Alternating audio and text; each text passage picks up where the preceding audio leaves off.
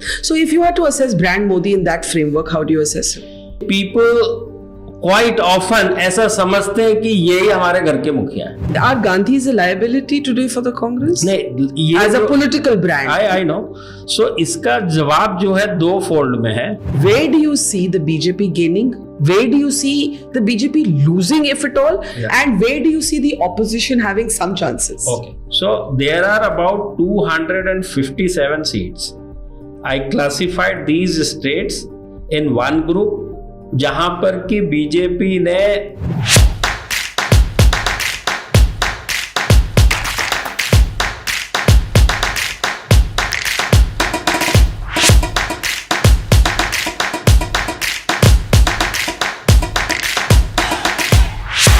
Pradeep ji, we all know you as India's foremost, most successful psephologist. But before I come to 2024, I have to ask you कि आपके लिए personally, what has been the most difficult election to forecast, to understand, to read, कि वो अभी आनी है?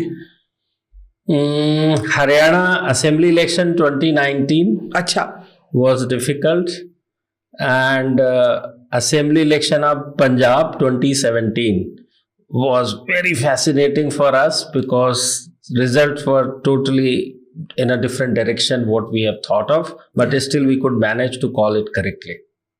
You have written 2 books on why India people vote the way they do, how India votes is your most recent book.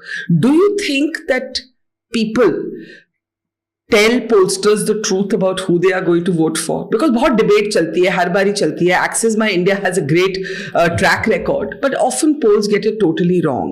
और जैसे जैसे लोग होशियार होते रहते हैं, ज़्यादा aware होते जाते हैं, वो चाहते भी नहीं शेयर करना अपनी political preference. देखिए, Access My India we follow very simple methodology, which is reach, connect and understand. When I say reach, reaching out to representative sampling. When I say connect, as you rightly pointed out, लोग बताते नहीं हैं. They are reluctant. They have fear factor. So many things. So when I say connect, that is where the real crux lies.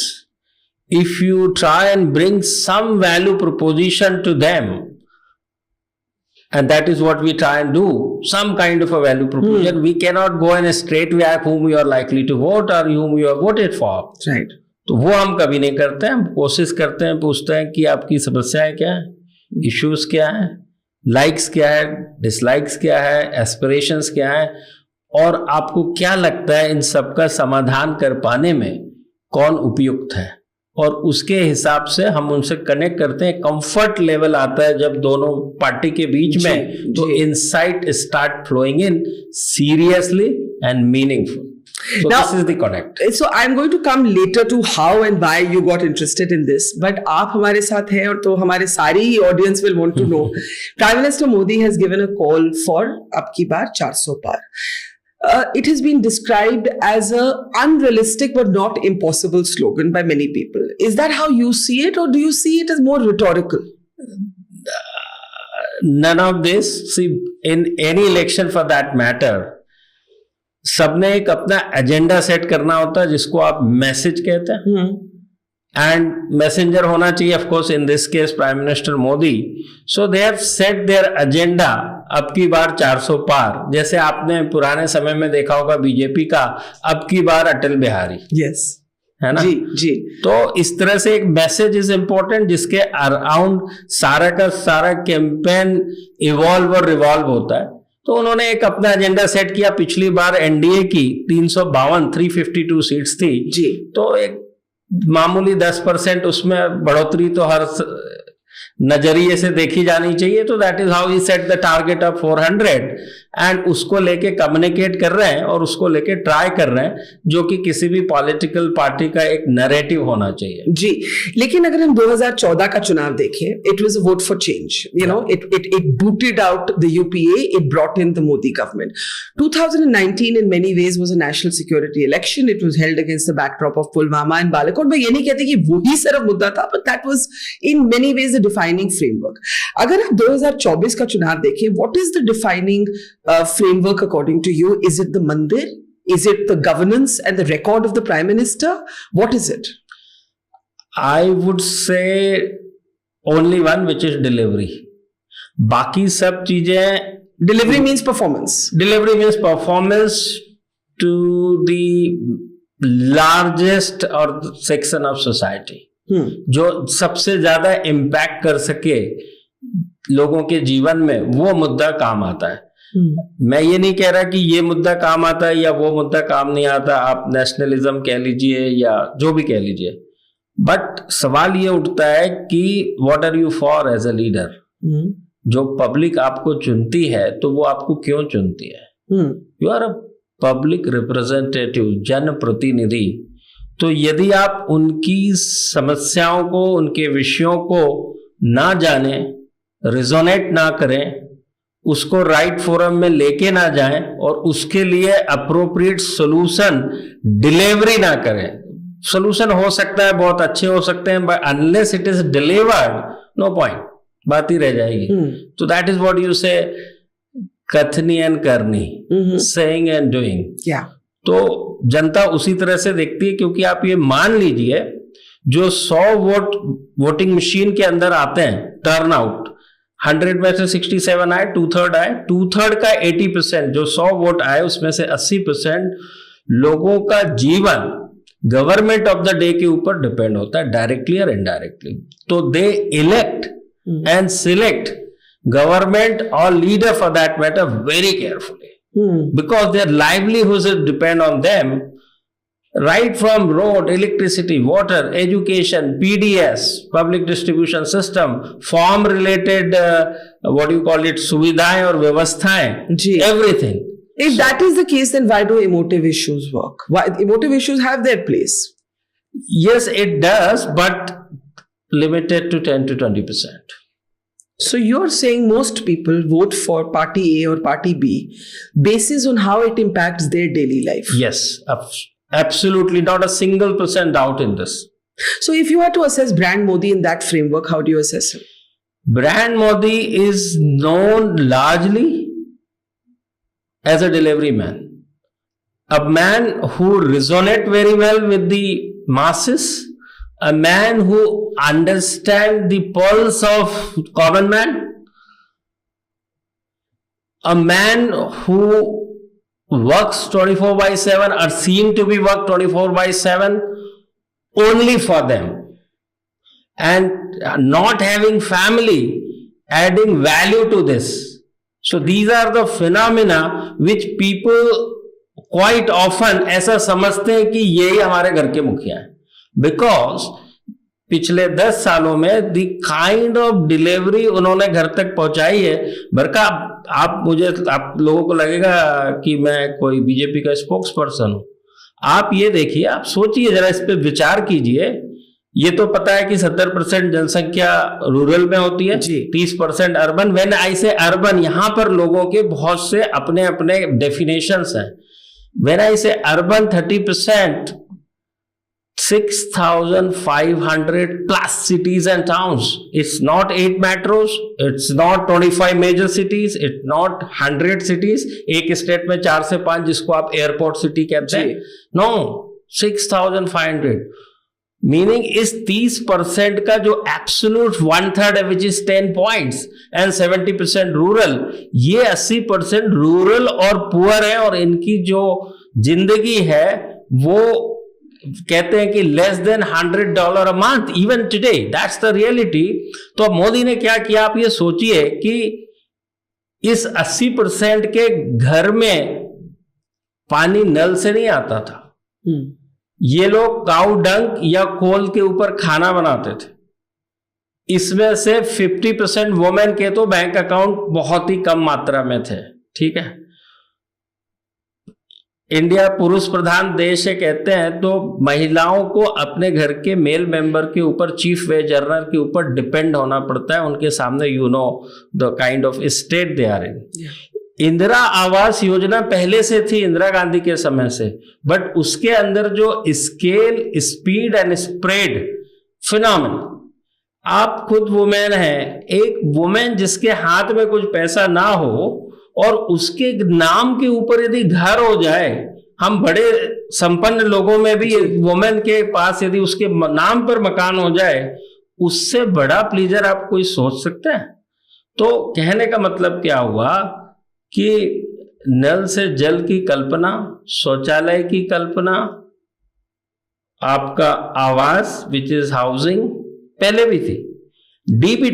DBT की पूरी direct bank transfer, जो राजीव गांधी कहते थे 100 रुपए चले और 15 रुपए पहुंचे, आज भी ये नहीं है कि 100 में 100 पहुंच जाता है, lots of leakages, but thanks to technology.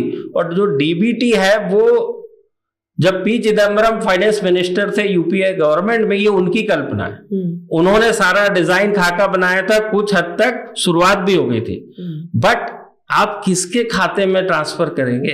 पहले तो बैंक अकाउंट चाहिए ना। और जो स्केल और स्पीड फिर ये सरकार जो लेके आई, making sure it get delivered, तो डिलीवरी के बिना तो क्या है, आई मीन जी कुछ भी हो लाइफ में, उसके बिना तो क्या होता है। तो ये सारी चीजें जो नरेंद्र मोदी ने किया, आप सोच नहीं सकते इसके बारे में, सोच नहीं सकते आप कि कैसे हो सकता है, उनका जीवन क्या होगा। तो कुछ तो परिवर्तन लेके आए, कुछ तो किया, and he is seen working only for them, because there is no children to leave anything to, nothing, no other life, nothing at all. He has only one thing. And जब आप ये जितने भी विषय मैंने गिनाए, आपको नहीं लगता कि ये हर घर के एक जो चीफ वेज अर्नर होता है, मुखिया होता है, ये उसके विषय है? पर एक और भी मैंने इंटरेस्टिंग चीज देखी है, दैट व्हेन पीपल स्ट्रगल, जो लोगों की मुश्किल चैलेंजेस होते हैं लाइफ में, एम्प्लॉयमेंट, इन्फ्लेशन, कीमतें, अब हमने देखा है कि young main in India have even lined up कि हम इजराइल जाते हैं काम करने के लिए, या वो ड्यूप होके रशिया के वॉर में फंस रहे हैं। मतलब there is in some sections that level of desperation to change their lives, but politically they don't penalize the Modi government for their difficulties. जब difficulties होती है, आपने सारी पॉजिटिव चीजें लिस्ट की, मैं बोल रही हूँ what about a young man today who says कि मैं इजराइल जाके नौकरी ढूंढूंगा, वहां वॉर चल रही होगी लेकिन मुझे नौकरी की जरूरत है। Why do you think the Modi government, जिसको कहते हैं ना टेफ्लॉन, एक टेफ्लॉन क्वालिटी है, not to the government, not to their MPs, not to their MLAs, but certainly to the Prime Minister? So बिल्कुल आपने सही बताया कि unemployment, inflation, even in the first corona wave, management of corona, उसके साथ और भी तमाम चीजें, meaning there are problems, not a single percent doubt on to that, not a single percent doubt on to that, but the question here is who is more appropriate और उपयुक्त to tackle the to resolve these problems. Right. और जो आपने बताया, मैं पहले भी कहता हूं, देखिए समस्याएं तो 50 साल और 100 साल पहले भी थी, और 50 आज भी है, और 50 साल बाद भी रहेंगे। There is not a single percent doubt. Human kind है तो बहुत बड़ा है, और मैं कह रहा हूं यूएस में भी प्रॉब्लम जी, ह्यूमन काइंड है तो समस्या है, it is as simple as that. But वही तो सारा खेल है कि जब एक वोटर वोट करने जाता है तो उसके माइंड में ये रहता है कि एक तरफ समस्याएं हैं उसकी खुद की जी, एक आवाम की है, कम्युनिटी की है, और एक देश की है। This is how drill down to the last, एक इंडिविजुअल के माइंड तक चीज आती है। तो वो देखता है कि बड़े, मैंने जैसे कहा ना, वो बड़े शिद्दत के साथ इवैल्यूएशन करता है कि क्या समस्याएं हैं, क्या अच्छाई हुई, क्या बुराई हुई। जैसे मैं हमेशा कहता हूं कि any election for that matter 3 element होते हैं, वादे, दावे, इरादे। जो सरकार में इनकम्बेंट गवर्नमेंट, वो तमाम तरह के दावे करेंगे कि उन्होंने क्लेम करेंगे ये हमने ये सारा कुछ किया है जी। जो अपोजिशन है उनके पास चॉइस नहीं है, वो वादे करेंगे कि इफ वी गॉट इलेक्टेड, लेकिन हम आपके जीवन में ये परिवर्तन लेके आएंगे, आपके लिए ये सुविधाएं लेके आएंगे। और इन दोनों के बेसिस पे जनता अपने इरादे बताती है। That is where I am coming to, कि वो इवैल्यूएशन इतना क्रिस्प, इतना पक्का करते हैं। आपने सुना होगा यशवंत सिन्हा फाइनेंस मिनिस्टर थे 99 to 2004 की गवर्नमेंट में, और जब वो 4 में गए हजारीबाग से चुनाव में, तो महिला मिली, बोली दादा आप केरोसिन का भाव बढ़ा दिए। उनके माइंड में वो चीज स्टक हो गई कि आपने यू आर रिस्पॉन्सिबल जो केरोसिन का भाव बढ़ा हुआ है, तो and he loss very badly. Right. तो बोलने का मतलब ये हुआ कि जो आपने बताया समस्या, यस मैं कह रहा हूं एन नंबर ऑफ समस्याएं, उसमें महंगाई और बेरोजगारी सबसे ऊपर है जी। बट सवाल वही आता है कि भाई इसको सुलझा पाने में who is the right doctor. और ये इतनी भी आसान नहीं है, ये दोनों समस्याएं जो इन्फ्लेशन और बेरोजगारी, तो ये तो यूएस की भी समस्या है, यहाँ की भी समस्या है, और जनता ये अच्छी तरीके से जानती है कि इसको सुलझा पाने में या समाधान कर पाने में केवल एक व्यक्ति या एक सरकार कभी भी जिम्मेदार नहीं हो सकती। हाँ, लेकिन उसके अलावा उसके हाथ में, जो मेरे हाथ में मैं वो कर सकता हूं ना जी, जो मेरे हाथ में ही नहीं है मैं कैसे कर सकता हूं। Now my question is, this leaves the people who don't vote for the BJP.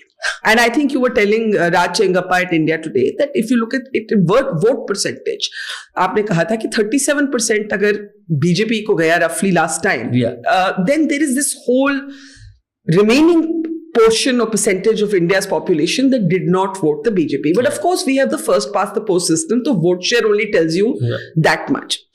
अब आप opposition का narrative अगर आज देखें, तो आप उसको किस तरह से देखते हैं?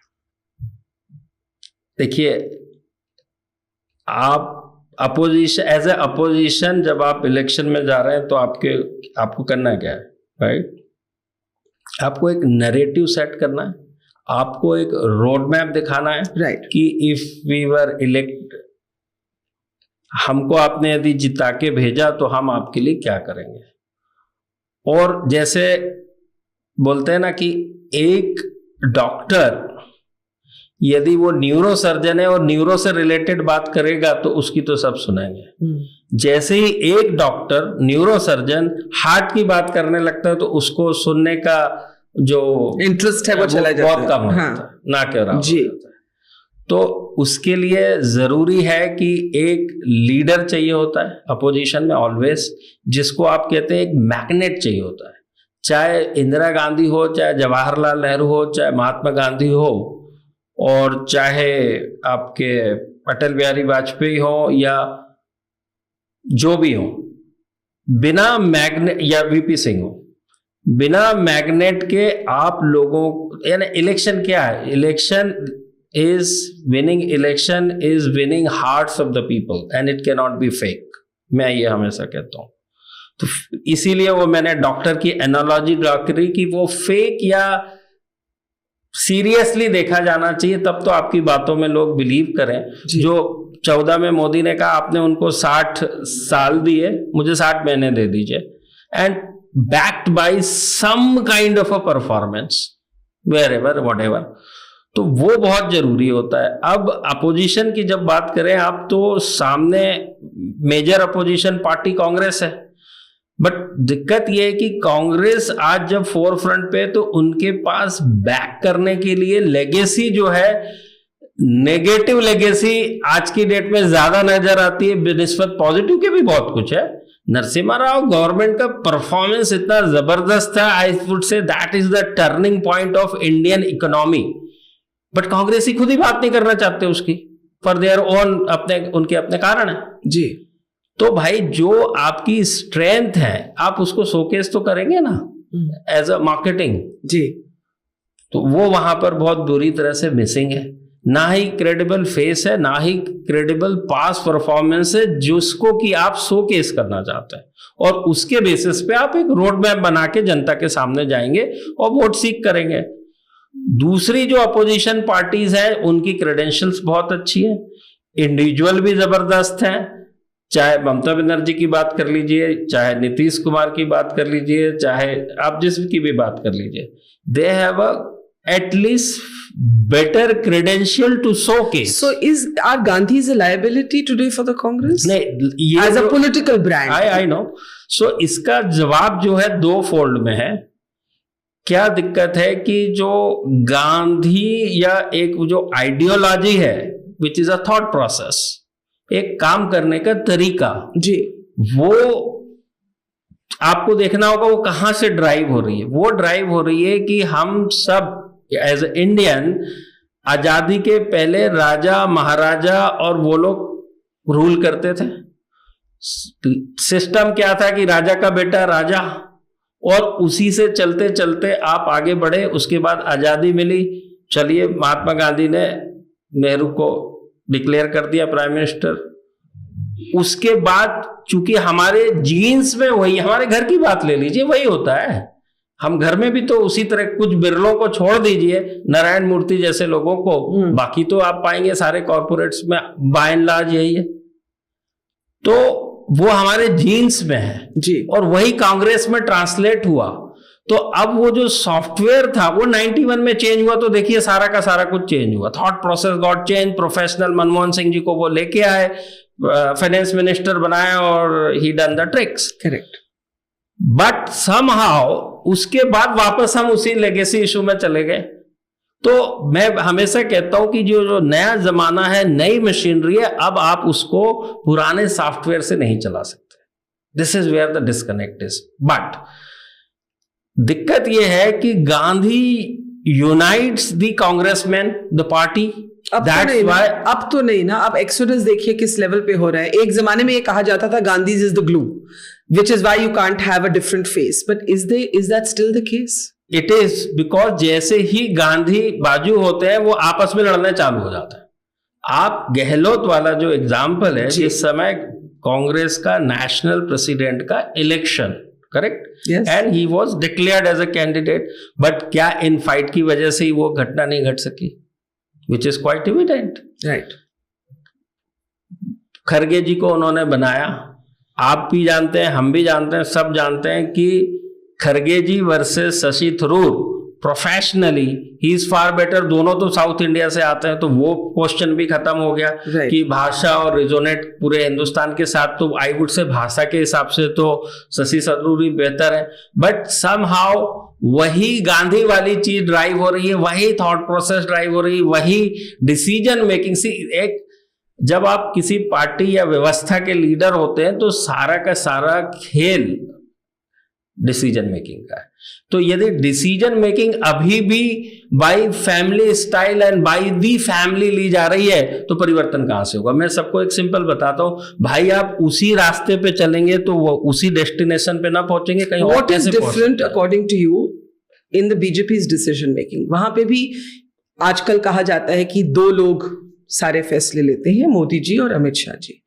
यहाँ पे एक परिवार डिसीजंस लेता है। In the BJP the RSS has some say, but eventually it's the prime minister and mister Shah's decision. तो अगर आप इन दो मॉडल्स को कॉन्ट्रास्ट करें तो आपको क्या फर्क नजर आता है? वही, जैसे आपने बताया कि आप डिसीजन तो दो जने ले रहे हैं, बट जो डिसीजन ले रहे हैं उसके अंदर कितना बायस है, bias towards a particular cause और अ फैमिली, और फॉर दैट मैटर यदि इसकी बात कर रहे हैं बीजेपी की, तो ये कितना बायस, जो सब लोग ये मानते हैं कि BJP is more like a Hinduism and all that. जो भी आप डिसीजन ले रहे हैं उसमें कितना हिंदुइज्म है, कितना पीपल जिसके लिए आप बने। आप कुर्सी पे बैठे काहे के लिए? कुर्सी पे बैठे केवल आप लोगों को देखने के लिए, आपके नागरिक और सिटीजन्स के जीवन में परिवर्तन लाने, सकारात्मक परिवर्तन लाने के लिए बैठे। तो बोलते हैं ना कि यदि मैंने एक पेन खरीदा है और वो पेन चले ना, तो मैं सीधा डस्टबिन में भेज दूं, चाहे वो कितना ही 2 लाख रुपए का हो, 1 लाख का हो, मोबलांक का हो, सोने का हो, चांदी का हो, जैसा भी हो। तो सवाल ये है कि जो डिसीजन लिया जा रहा है उस डिसीजन के अंदर कितना अनबायसनेस है और कितना जो कॉज है सामने जिसके लिए वो डिसीजन ले रहे हैं उसको ध्यान में रखते हुए कितना लिया जा रहा है। एंड बेसिस दैट, यदि भाई मैं पब्लिक हूं, मेरे सरोकार की चीज आप कर रहे हैं, तो मैं आपसे क्यों नहीं जुड़ूंगा? और भाई भाई भी हो, फैमिली भी हो, और आप मुझसे लड़ाई लड़ रहे हैं, तो मैं कहां आपके साथ चलूं? This is human psychology. तो ये सारी चीजों को अपोजिशन समझेगा, बट ये साइक्लिक नेचर होता है, ये नेचर में सिस्टम है कि जब बहुत ज्यादा गर्मी, एक्सट्रीम कंडीशंस हो जाती हैं तो बारिश शुरू हो जाती है। तो एक 20 साल का, जिसको आप जनरेशन कहते हैं, साइकिल होता है, तो 20 साल के बाद फिर परिवर्तन आएगा। तो ये सारे की सारी जो आपने कांग्रेस की बात करी, इसको कंप्लीट डिमोलिश होके एक नया उदय होगा, एक नई पार्टी बनेगी। तो मुझे याद है योगेंद्र यादव ने एक बार कहा था, तब वो कांग्रेस के साथ नहीं थे, वो कांग्रेस के क्रिटिक थे। उन्होंने कहा था Congress must die before it revives, the Congress must die, मतलब ये खत्म होना जरूरी है before a new model. Do you agree with that? Of course yes, absolutely I agree. It's like आज की डेट में वो इमारत जो बुलंद होती थी वो खंडर बन चुकी है, तो उस पे यदि आपको नई इमारत बनानी है तो उस खंडर पे आप उस फाउंडेशन पे नहीं बना सकते, आपको उसको डिमोलिश करना पड़ेगा, नई इमारत। What does demolition look like in this situation? ऐसे होता है कि ह्यूमन काइंड एक जनरेशनल शिफ्ट होता है जिसकी मैं बात कर रहा हूं। तो वो जो पुराने लेगेसी के जो नेता थे या हैं कांग्रेस के अंदर या बीजेपी के भी अंदर, जब वो एक समय के साथ साथ अपने आप सिस्टम से बाहर हो जाएंगे, नई जनरेशन आ जाएगी तो अपने आप सारा कुछ नया हो जाएगा।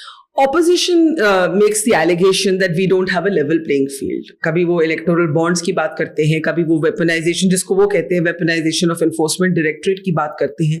ये किस हद तक according to you एक राजनीतिक मुद्दा है? Arvind Kejriwal at the time that we are having this conversation is in jail.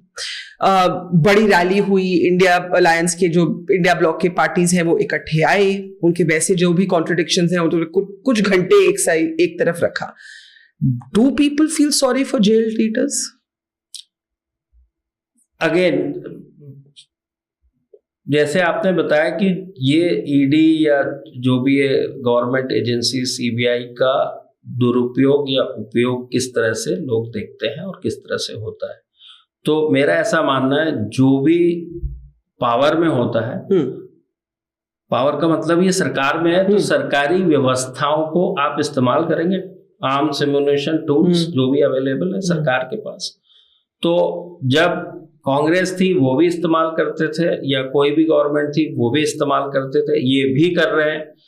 तो होता यह है उसमें कि जब इस टूल का इस्तेमाल होता है और जिस जगह पे इस्तेमाल इसको किया जाता है, यदि उस जगह पे वाकई में वीक टर्फ हो, जिस पर्पस के लिए वो इस्तेमाल किया जा रहा है, सो कॉल्ड कोई किसी भी तरह का विषय गुनाह हो या किसी भी तरह का करप्शन हो वगैरह वगैरह, तो ये टूल को बहुत अच्छी तरीके से इस्तेमाल कर लेंगे।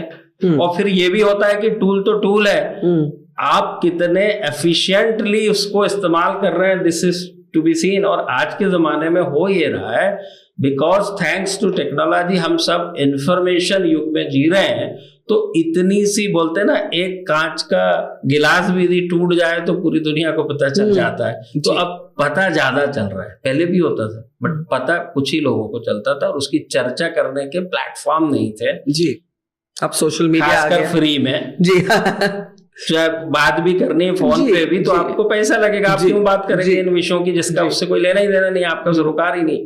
तो उसकी चलते आप इस चीज को ज्यादा देखते हैं। लेकिन हाँ, जनता ये देखती है कि यदि जो जिम्मेदार है उनके जीवन में सकारात्मक परिवर्तन लाने, इफ ही गेट्स विक्टिमाइज्ड तो सिंपैथी आती है, और यदि वो इज गुड फॉर नथिंग तो हु केयर्स, कर लीजिए जो। तो अब आप केजरीवाल का केस देखें तो it's a very interesting electoral question. Delhi is a state where people seem to like both Kejriwal and the Prime Minister. Local election हो तो आप does well, national election हो तो BJP does well. अब ये जो situation, नई situation है, people are being in a way asked to choose. Assembly election अभी है नहीं एक साल तक। क्या लगता है इसका कोई पॉलिटिकल इम्पैक्ट होगा? वही जैसे आपने जवाब दे दिया उसका कि दोनों में लोग अलग तरीके से, क्योंकि आज के again thanks to technology people do take informed decision.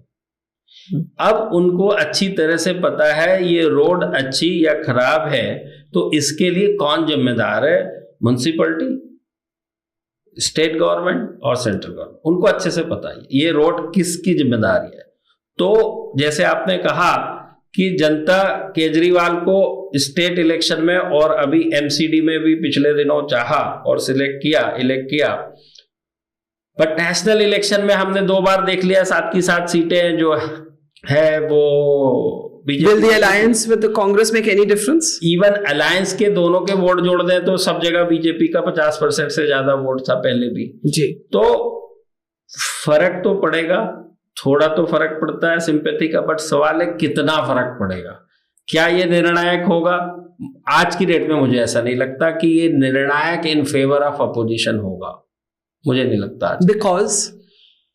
Because election पहली चीज नेशनल इलेक्शन है, दूसरी चीज जो आज ये नजर आ रहा है केजरीवाल जी का एक जो जुडिशरी ने भी जो इतने तमाम लोगों के प्रति अपना एक स्टेटमेंट दिया है, और वो उस स्टेटमेंट में कहीं कुछ ऐसा तो लगता है कि कुछ तो है, कितना है क्या है वो तो मुझे और किसी को नहीं पता।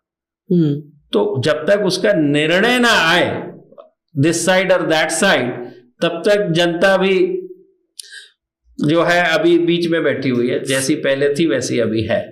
चर्चे में इलेक्टोरल बॉन्ड्स भी है, हाँ, और ऑपोजिशन का कहना है कि देखो सारे पैसे बीजेपी की तरफ चले गए। Now of course since the inception of politics, business will gravitate towards power. लेकिन ये एक चिकन एंड एग सिचुएशन है। अब ऑपोजिशन कहती है कि हमारे रिसोर्सेज ही इतने कम है बीजेपी के मुताबिक, ये एक इक्वल फाइट नहीं है। देखिए दो चीजें इसमें, एक बॉन्ड गए जैसे आपने बता दिया, उसकी बड़ा लार्ज बेनिफिशियरी बीजेपी है जी, विच इज ऑब्वियस, नेचुरली जो पैसा दे रहा है वो किसी वजह से ही पैसा दे रहा है, राइट? ऐसे तो नहीं दे रहा। और लोग बोलते हैं ना, उगते हुए सूरज को या जीतने के कॉज में ही अपना इन्वेस्टमेंट करते हैं, जो भी करते हैं। दूसरा आपका क्वेश्चन था कि अपोजिशन के पास पैसा नहीं है, वो कहते हैं ठीक है। तो वही मैं आपको कहना चाह रहा हूं कि जब केजरीवाल ने सरकार बनाई दिल्ली के अंदर, पहले 13 में बनाई कांग्रेस के सपोर्ट से, और बाद में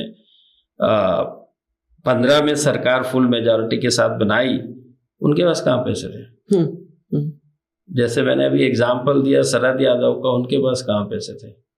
पैसे की नहीं जरूरत है, विजन की जरूरत है, नियत की जरूरत है। पैसे नहीं चाहिए, पैसे तो जनता देने के लिए जानी जाती है इंडिया के अंदर, कंट्रीब्यूशन की, भाई आप लो पैसा लो। और आम आदमी पार्टी को भी दिया था पैसा, बिल्कुल दिया था, बड़ी संख्या में दिया था, छोटे छोटे लोगों ने दिया था, रिक्शे वाले रेडी वाले के लिए जाने जाते थे जी। तो कहने का मतलब है कि पैसे से इलेक्शन नहीं, आपके विजन, आपकी नियत, आपकी नीति से इलेक्शन जीते जाते हैं। वो आपको सही लाना पड़ेगा, पैसा अपने आप आ जाएगा। Can you talk a little bit about the role of alliances? will they matter in this election? अब आप नीतीश कुमार को देखें, aside of the jokes कि वो पलटू चाचा हैं, वो फ्लिप फ्लॉप है, वो उनका घर वापसी भी डिफाइन करना मुश्किल है क्योंकि उनका घर ही बदलता रहता है। What will be the impact of a Nitish Kumar returning, of the alliance for the BJP not happening as they had hoped in Odisha, in Punjab? यहाँ पे इस तरफ देखें तो महाराष्ट्र में confusion ही confusion, और लड़ाई झगड़े भी चल रहे हैं सीट एडजस्टमेंट्स को लेके। What will be the role of alliances?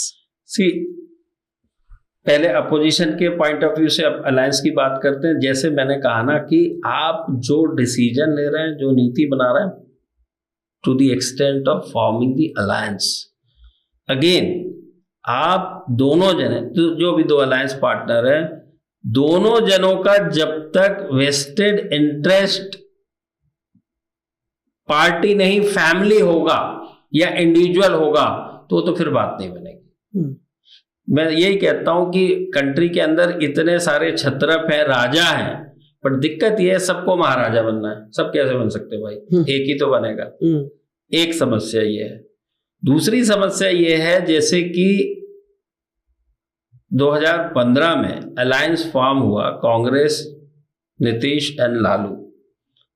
देखिए आपने 2/3 से ज्यादा बड़ी विक्ट्री हुई, वो भी बैकड्रॉप ऑफ 2014 की बीजेपी की landslide victory in Bihar also and national also. क्यों? क्योंकि वो अलायंस 6 महीने से भी पहले सीटों के साथ फॉर्म करके डन कर दिया गया जी, डील डन है।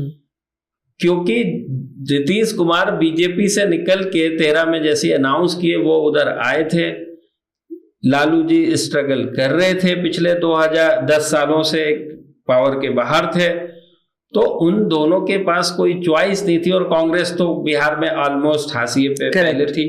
तो तीनों ने खुले दिल से शिद्दत के साथ अलायंस किया और सक्सेसफुल भी हो गया।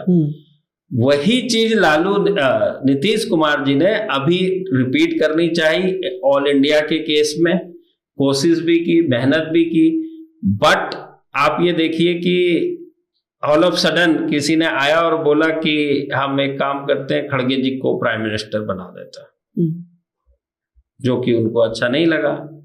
उनके लगा कि यार मैं ही फाउंड कर रहा हूं, मुझे डिक्लेयर करो या ना करो, चर्चा तो करोगे, इसी इतने बड़े विषय की बात हो रही है। तो कहने का मतलब है कि सब लोग अपनी अपनी ढपली बजा रहे हैं, तो सब अपनी ढपली बजाएंगे तो फिर यूनाइटेड और अलायंस तो सिर्फ नाम का ही हुआ ना जी, काम का कहाँ हुआ। यूपी की बात करें तो जी, I mean the BJP other than अपना दल didn't have an ally, doesn't need an ally, लेकिन ये एसपी कांग्रेस जो इकट्ठी आई है, इसका क्या इम्पैक्ट होगा इफ एनी? एसपी कांग्रेस का इम्पैक्ट बिल्कुल होगा, जरूर होगा, बट टू द एक्सटेंट और लिमिट ऑफ माइनॉरिटी वोट्स। इससे कम से कम माइनॉरिटी वोट्स का स्प्लिट नहीं होगा, ये क्लियर है इस अलायंस के साथ। बट एक बात है कि वोट का स्प्लिट होना, और दूसरी बात है कि वोटों का जुड़ाव होना, जो कि बसपा और सपा का गठबंधन हुआ जी, तो माइनॉरिटी प्लस दलित वोटों का जुड़ाव हुआ, 40% के ऊपर भी हुआ, बट सीटें 15 आई। लेकिन जो माइनॉरिटी वोट्स है उसको सीटों में कन्वर्ट होने के लिए उत्तर प्रदेश के अंदर कुछ सीटों के ऊपर कंसोलिडेशन है, जैसे कि संभल, नगीना, सहारनपुर, यहां पर तो चांसेस बनते हैं, बट ये 3-4 सीटों को छोड़ दें तो दूसरे तरफ आपकी 76 सीट है उत्तर प्रदेश के अंदर, तो वो उतना डेंट नहीं कर पाते हैं जितना बड़ा डेंट एसपी बीएसपी कर सकते थे, और थोड़ा बहुत किया, पूरा नहीं कर पाए फिर भी, because of performance of BJP. According to you, is this election entirely a foregone conclusion? Foregone तो मैं कभी नहीं कहता हूं। मेरा ऐसा मानना है कि मैं स्पोर्ट्स की एनालॉजी करता हूं कि यार अभी 10 रन भी बनाने के लिए बाकी है, यदि 2 ही विकेट गिरे हैं, बट फिर भी कुछ भी हो सकता है कभी भी। फोरगॉन तो नहीं कहूंगा, बट क्वाइट एविडेंट है कि अपोजिशन कहीं कुछ करता हुआ नजर नहीं आ रहा, और बीजेपी अच्छा खासा करती हुई नजर आ रही है। बहुत जगहों पे आपने बीजेपी अलायंस की बात करी थी, अलायंस हो गए, बहुत जगह पे नहीं हो पाए, जैसे बड़े उसमें पंजाब और तमिलनाडु है जी। ये 2 स्टेट ऐसे थे जिसके अंदर BJP is just nothing, and Andhra Pradesh में हो गया, वहां पर भी 0 था। तो आंध्र प्रदेश में हो गया, उड़ीसा में नहीं हुआ, तमिलनाडु में नहीं हुआ, पंजाब में नहीं हुआ। यदि कि यहां भी अलायंस हो जाता था, फिर मैं पक्का कह सकता था यार अब तो कुछ बचा ही नहीं, राइट, अब तो कुछ बचा ही नहीं। तो वहां पे फाइट होगी, थोड़ी होगी। महाराष्ट्र में जैसे कि अलायंस तो है, बट इन फाइटिंग इतनी ज्यादा, और महाराष्ट्र एक अलग तरीके का स्टेट है। Maharashtra is the only state in the country जिसकी, जो वोटर्स की बात कर रहा हूं, पब्लिक की बात कर रहा हूं, लॉयल्टी फैक्टर चरम पर होता है। मराठा इतनी जल्दी अपनी लॉयल्टी चेंज नहीं करते, इसलिए आप पाएंगे महाराष्ट्र में अभी भी पिछले असेंबली इलेक्शन में, जबकि दोनों ने 2x2 चुनाव लड़ा, ने 2 बड़े अलायंस फॉर्म होने के बावजूद भी 27 इंडिपेंडेंट या छोटी पार्टी के कैंडिडेट जीत के आते, 27, जो आज के समय में बड़े बड़े स्टेट में 1 या 2 भी नहीं आते, 3 आते, बस खत्म हो गई बात जी। इसका मतलब यह है कि मराठों की जो रीजनल छत्रप हैं, जो आपको इतने बड़े नजर नहीं आते, मैं गिनाने जाऊंगा तो पूरे 25 गिना सकता हूं आपको, 35 डिस्ट्रिक्ट में 25 जी। तो मराठा इतनी जल्दी चेंज नहीं करते हैं, इसीलिए ये बड़ा इंटरेस्टिंग देखने वाला होगा कि कौन सी पर्सनालिटी के साथ कहां पर क्या होता है। तो हमारे लिए महाराष्ट्र बड़ा interesting. Now, because you can't share numbers, I must ask you in the end to give us an overview. Where do you see the BJP gaining? Where do you see the BJP losing, if at all? Yeah. And where do you see the opposition having some chances? Okay. So there are about 257 seats. I classified these states in one group, जहां पर कि BJP ने केवल 19 सीटें opposition ने जीती थी। 257 में से खाली 19 सीटें जो है अपोजिशन पार्टी ने जीती थी। ये जो स्टेट्स हैं, महाराष्ट्र, बिहार, कर्नाटक, मध्य प्रदेश, छत्तीसगढ़, राजस्थान, गुजरात, यहाँ 95% स्ट्राइक रेट था। तो यहाँ तो अब क्या बढ़ेगी BJP, right, already maxed out. जो भी होना है तो थोड़ा बहुत पीक हो गई, नीचे ही आना है, ऊपर जाने की तो यहाँ गुंजाइश जी। नहीं है। दूसरा जो ग्रुप है, बीजेपी का स्ट्राइक रेट करीब 60% था, उसमें उत्तर प्रदेश सबसे ऊपर है। वहां पर 80 में से गठबंधन ने, एनडीए ने 64 सीट जीती थी, जी। तो 16 सीटों का वहां पर खेल है। एल्बो रूम है। दूसरा है वेस्ट बंगाल, वहां पर 42 में से बीजेपी ने 18 सीटें जीती थी, 24 सीटों का वहां पर एल्बो रूम है, उससे कम भी हो सकती है 18 से। तो ये जो स्टेट्स हैं, उड़ीसा, तेलंगाना, असम, ये जो स्टेट्स हैं, यहाँ पे बीजेपी ने 60% सीटें जीती, यानी 40% का रूम यहाँ पर है। और ये जो है करीब 185 सीटें, जिसमें से 76 सीटें अपोजिशन ने जीती थी। तो बीजेपी के लिहाज से उस 76 में वो कितना डेंट मार पाते हैं, to be seen, and opposition के लिहाज से उस 76 को कितना इंप्रूव कर पाते हैं, दैट इज द सीन। बड़ी बात है तीसरा ग्रुप जी। तीसरा ग्रुप बड़ा इंटरेस्टिंग है, जहां पे कि 105 सीटें हैं और बीजेपी या एनडीए ने केवल 5 सीटें जीती थी, यानी कि 95% अदर साइड अपोजिशन का स्ट्राइक रेट था। ये स्टेट है तमिलनाडु, आंध्र प्रदेश, केरला, पंजाब। इन जगहों पे इसीलिए बीजेपी इतना ट्राई कर रही कि कुछ अलायंस हो जाता। तमिलनाडु में जो पिछली बार एआईडीएमके के साथ था, और एक सीट 39 में से 40 पांडिचेरी को ले लीजिए, तो एक सीट जीती थी एआईडीएमके ने। पंजाब के अंदर 2 अकाली दल के साथ गठबंधन था, तो 2 अकाली दल और 2 बीजेपी ने जीती थी, तो 2 और 1 ये 3 सीट, और 2 सीटें जो है आपकी इन्होंने जीती थी, कश्मीर को भी छोड़ दीजिए आप, तो कुल मिला के अकाली दल, बीजेपी, एआईडीएमके 5 सीटें इन्होंने, एनडीए ने जीती थी। अब तो अकाली दल और एआईडीएमके दोनों अलायंस पार्टनर नहीं है। तो कहने का मतलब क्या हम ये कहें कि 5 के भी नीचे चले जाएंगे? तो ये जो स्टेट्स है, ये ऐसे स्टेट्स है दोनों के हिसाब से, लिहाज से अच्छे, बट यहाँ 105 सीट है। Any x factor? X factor is कि बीजेपी खुद ऐसी कोई गलती ना कर ले जिसका उसको पछतावा हो, ये एक एक्स फैक्टर है। जब आप जीतते जाते हैं, जब आपकी बहुत अच्छी पोजीशन होती है, तो जनरली ऐसे हो जाता है कभी कभार कि over confidence, not over confidence, but कोई ऐसा विषय पॉपअप आप खुद ही कर लेते हैं जिसकी जरूरत ही नहीं थी जी। तो एक वो फैक्टर है। और दूसरा है कि अपोजिशन कितने अच्छे से रोड मैप तो बनाया है उन्होंने, सारा महंगाई और बेरोजगारी वगैरह वगैरह एक विषय बनाया, बट उस विषय को कितना अच्छे से कम्युनिकेट कर पाते हैं लिमिटेड टाइम में। कंट्री बहुत बड़ा है, एंड विदाउट अ फेस के बिना तो मेरा मानना है कि हमेशा फेस की खुद की अपनी 4-5% का वोट शेयर खुद का होता है, पर्सनालिटी का होता है, उससे लोग जुड़ जाते हैं। मैग्नेट के बिना बहुत मुश्किल काम है। विदाउट सेइंग इट आप कह ही रहे हैं कि फोरगॉन कंक्लूजन है आपके मुताबिक। मैं अपने मुंह से तो कुछ नहीं कह सकता क्योंकि मेरा प्रोफेशन अलाउ नहीं करता ये चीजों को, लेकिन ये कह सकता हूं कि this is the dynamics, political dynamics of opposition and ruling party at this point of time, जो मैंने कोशिश की आपको डिकोड करके। ना, it was fascinating, but I want to end with a personal couple of minutes personally. इस line में आप कैसे आए, या आपकी क्या कहानी है? आपने ये तो सबको बता दिया कि लोग कैसे वोट करते हैं, क्यों वोट करते हैं, but how did you get so interested in this? So थोड़ा सा मैं फैमिली बैकग्राउंड बता दूं कि मेरे फादर फ्रीडम फाइटर थे। आप कहाँ से हैं?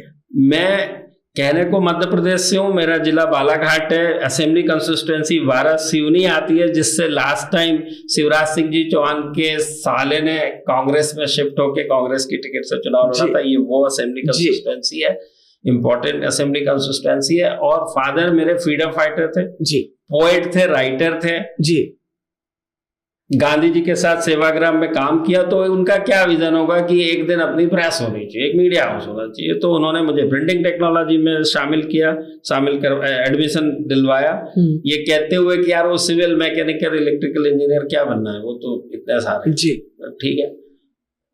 तो नंबर से मेरा पुराना, मैं जब स्कूल से एग्जाम देके आता था, वो जो कैलेंडर में एक छोटी जगह होती है दूध का हिसाब, वहां पे लिख देता था फिजिक्स मेरा स्कोर इतना आएगा, केमिस्ट्री दिस मच आएगा, मैथ्स दिस मच आएगा। और जब मार्कशीट आती थी तो मैं फादर को मैच करा के दिखा देता था। दूसरा जो है, मेरे फादर लोकल लेवल पर काफी पॉलिटिकल एडवाइजरी करते थे और स्पीच से लेके सारा क्या कहना कहाँ कहना, आप बिलीव करेंगे कि 60s में मध्य प्रदेश जैसी जगह में इंडिपेंडेंट कैंडिडेट को भी जिताने में मदद की, कंट्रीब्यूट किया। तो शुरू से एक जो माहौल होता है हमारे घर में वो जबरदस्त पॉलिटिकल माहौल था, बिकॉज फादर फ्रीडम फाइटर थे। तो उसमें हम बड़े हुए। उसके बाद नंबर से मेरा, जैसे बताया, खुद का बहुत लगाव है। मैंने उसी सोच के तहत पिताजी ने कंट्री के सबसे बड़े मीडिया हाउस में मुझे दाखिल करवाया कि अब आप यहाँ पे पढ़ाई हो गई, अब ट्रेनिंग लीजिए। फिर मीडिया हाउस में एक और चीज चाहिए, एडवर्टाइजिंग। उसके बिना तो मीडिया की कल्पना नहीं कर सकते आप। तो 5 साल फिर मैंने बॉम्बे में एडवर्टाइजिंग एजेंसी में काम किया। जब पूरे 10 साल हो गए, करीब 4-5 साल मीडिया हाउस में एडिटोरियल साइड, 4-5 साल आपके एडवर्टाइजिंग एजेंसी में, फिर अपना काम चालू किया। तो 8-10 साल तक कॉरपोरेट का ही करते थे। हमने नॉन ट्रेडिशनल मीडिया लेके आए, जो रेलवे रिजर्वेशन टिकट के ऊपर ब्रांडिंग, रिजर्वेशन टिकट, वो भी फ्रंट पे। जब लालू जी रेलवे मिनिस्टर थे, उन्होंने मेरे मुंह के ऊपर उठा के फाइल फेंक के मार दी। मैंने कहा कि सर, रेलवे को कुछ रेवेन्यू मिल जाएगा, आप इतना स्पेस मुझे दे दीजिए छोटा सा। बोले आप क्या चाहते हैं कि मैं अपनी रेलवे टिकट के ऊपर नंगी लड़कियां छपवा दूं? अच्छा। मैंने कहा मैं तो कुछ बोल ही नहीं पाया, मेरी उम्र बहुत कम थी। अच्छा। तो सुधीर कुमार जी थे, उनके ओएसडी, बोले चलो बाहर चलो। तो उनको मैंने समझाया, सर हम इलेक्ट्रिसिटी बिल का भी काम करते हैं ब्रांडिंग के साथ, जिनको उनको सब्सिडाइज रेट में देते हैं। Meaning media which reach out to each and every household without fail. What do you need from any media? Reach, retain, engagement, ODS, opportunity to see, and without any fragmentation. बिजली के bill pay advertisement, हर घर में पहुंचना है, without fail पहुंचना है, sure shot पहुंचना है।